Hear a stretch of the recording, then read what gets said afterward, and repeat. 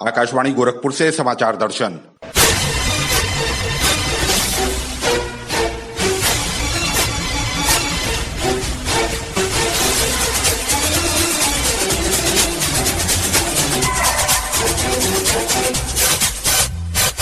इस अंक में मुख्यमंत्री योगी आदित्यनाथ ने दोहराया, प्रदेश सरकार प्रवासी श्रमिकों की सुरक्षित वापसी के लिए प्रतिबद्ध।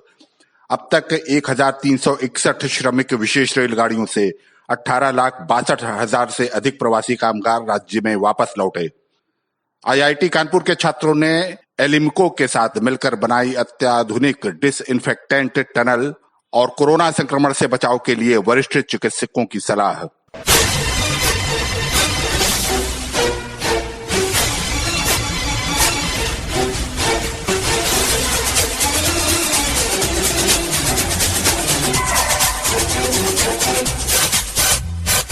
लॉकडाउन के कारण अन्य राज्यों में फंसे 25 लाख से अधिक प्रवासी श्रमिक अब तक प्रदेश वापस लौटे हैं। मुख्यमंत्री योगी आदित्यनाथ ने कहा है कि प्रदेश सरकार सभी प्रवासी श्रमिकों की सुरक्षित वापसी के लिए प्रतिबद्ध है। उन्होंने प्रवासी कामगारों से आग्रह किया कि वे पैदल यात्रा न करें। उन्होंने प्रवासी श्रमिकों को आश्वस्त किया कि राज्य सरकार ने उनकी सुरक्षित वापसी के लिए पर्याप्त इंतजाम किए हैं। प्रदेश सरकार ने 1361 रेलगाड़ियों के माध्यम से लगभग 18,62,000 प्रवासी श्रमिकों को लाने की व्यवस्था की है। इनमें से 1,174 रेलगाड़ियों से 15,62,000 से ज्यादा श्रमिक राज्य में वापस आ चुके हैं। बाकी रेलगाड़ियां अगले 1-2 दिन में प्रदेश पहुंचेंगी। और ब्यौरा हमारे संवाददाता से।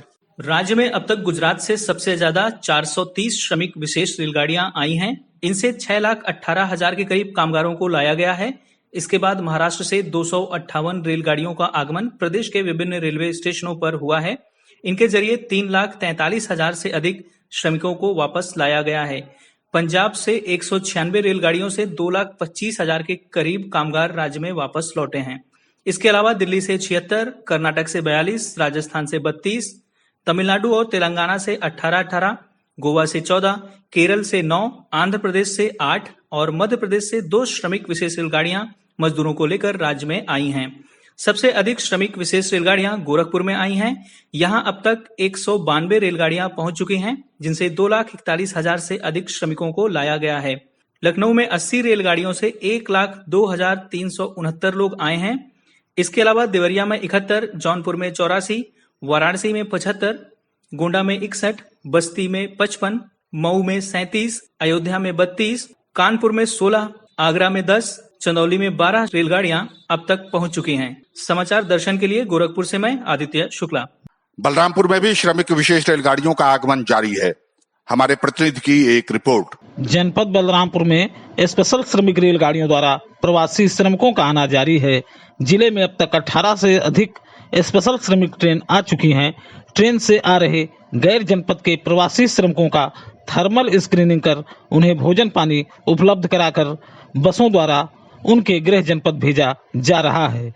तेलंगाना, राजकोट, मुंबई, हैदराबाद, लुधियाना आदि स्थानों से केंद्र सरकार व उत्तर प्रदेश सरकार के विशेष प्रयास से आ रहे प्रवासी श्रमिकों ने बताया कि ट्रेन में बिना किराए के व खाना पानी की व्यवस्था के साथ उन्हें उनके गृह जनपद भेजने के लिए वो योगी व मोदी सरकार का आभार प्रकट करते हैं।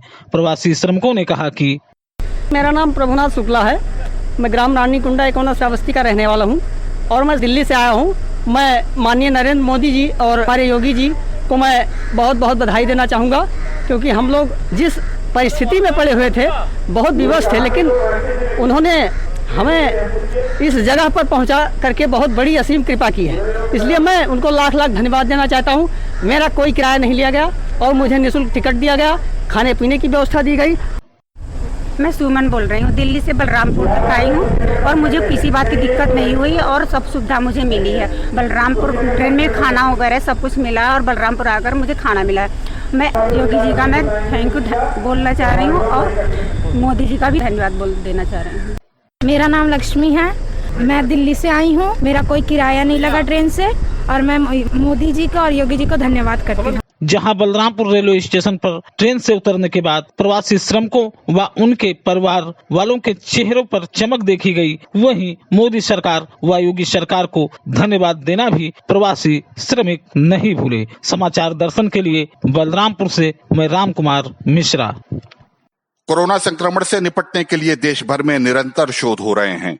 सार्वजनिक स्थानों पर वायरस को फैलने से रोकने के लिए उपाय खोजे जा रहे हैं। ऐसा ही एक प्रयास भारतीय प्रौद्योगिकी संस्थान IIT कानपुर ने भारतीय कृत्रिम अंग निर्माण निगम एलेम्बिको कानपुर के साथ मिलकर किया है। शोधकर्ताओं ने सार्वजनिक स्थानों को कीटाणु मुक्त करने के लिए टेक्नो एडवांस डिसइंफेक्टेंट टनल बनाई है।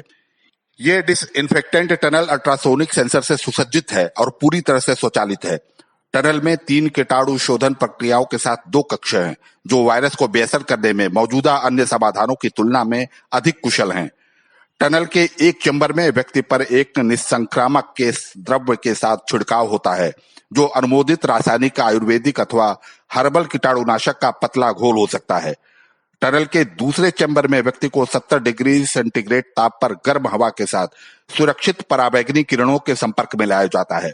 IIT कानपुर के techno park in charge professor Avinash Kumar Agarwal इस टनल के बारे में और जानकारी देते हुए कहते हैं, भारतीय प्रौद्योगिकी संस्थान कानपुर ने इंडस्ट्री के साथ कोलैबोरेशन करने के लिए टेक्नो पार्क की स्थापना की है और इसी इनिशिएटिव के अंतर्गत हमने कोविड-19 के रिस्पांस में एलिम्को कानपुर के साथ मिलकर के एक डिसइंफेक्शन टनल को डिजाइन किया है।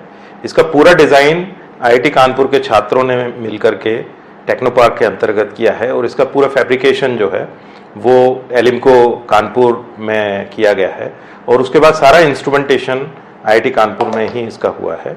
और ये जो टनल है ये काफ़ी इफेक्टिव टनल है।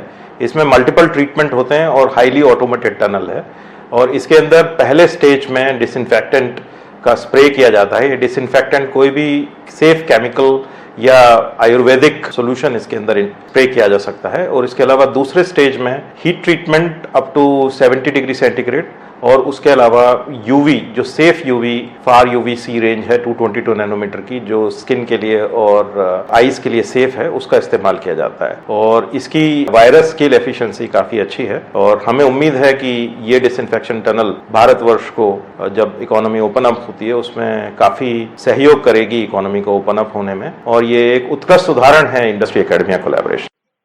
आकाशवाणी विशेषज्ञों की सलाह श्रृंखला में कोविड-19 महामारी के बारे में जाने माने चिकित्सा विशेषज्ञों की राय से अवगत कराता है। अखिल भारतीय आयुर्विज्ञान संस्थान एम्स नई दिल्ली में गठिया रोग विभाग प्रमुख डॉक्टर उमा कुमार ने लोगों को परस्पर सामाजिक दूरी बनाए रखने, हाथों की स्वच्छता तथा खांसते और छींकते समय सावधानी बरतने की सलाह दी है।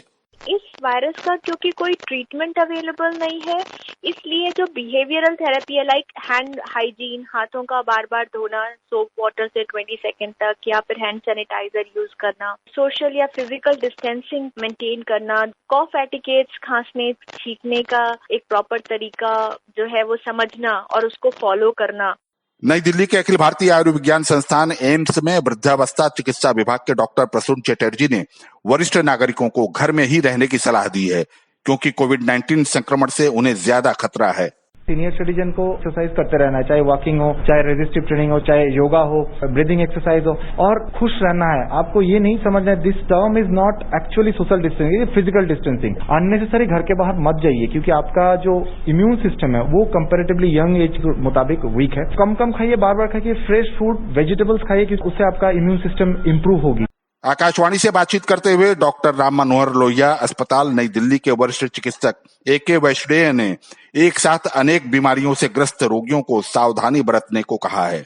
कोमोर्बिडिटी का मतलब है कि उनको पहले से ही काफी गंभीर बीमारियां हैं, या जो बड़े बुजुर्ग हैं 70 साल के 80 साल के, जिनकी इम्यूनिटी बहुत कम होती है। तो यही हम बार बार कह रहे हैं कि भाई जो ऐसे व्यक्ति हैं या जो मान लीजिए प्रेग्नेंट मदर्स हैं, उनकी भी उस स्टेज में, हालांकि वो स्वस्थ प्रेगनेंसी में इम्यूनिटी कम होती है, तो ऐसे लोगों को बहुत ज्यादा सावधानी रखने की जरूरत है। तो जो मृत्यु दर है वो इन लोगों में बहुत ज्यादा है, तो ये लोग ज्यादा सावधानियां रखें।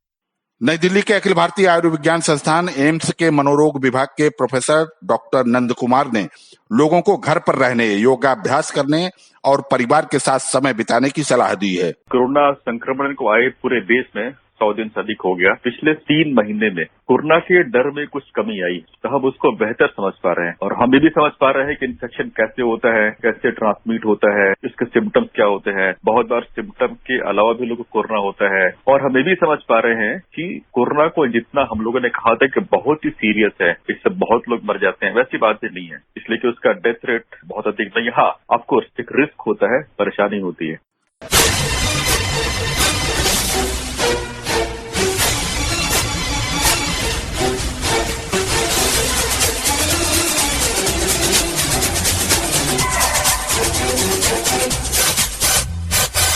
इसी के साथ संपन्न होता है समाचार दर्शन का ये अंक।